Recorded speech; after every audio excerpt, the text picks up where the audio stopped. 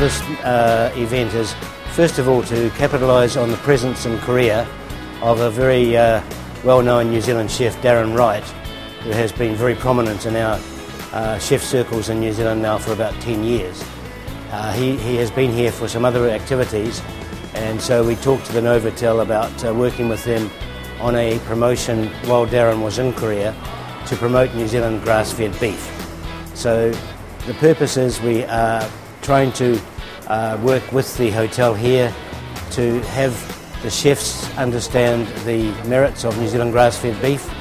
and to have the consumers or the customers of the hotel come in and enjoy New Zealand grass-fed beef cooked by a New Zealand chef in a very high-quality Korean hotel. New Zealand grass-fed beef, well, as the name suggests, the first and perhaps biggest distinguishing factor is that New Zealand beef is produced from cattle who are raised solely on natural pasture grasses. They range freely throughout the year in a stress-free environment and really have no artificial feedstuffs fed to them. Fundamentally, our role and objective in the Korean market is to have Korean consumers and also the meat trade understand the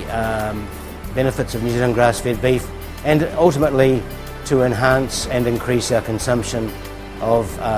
New Zealand grass-fed beef in the Korean market.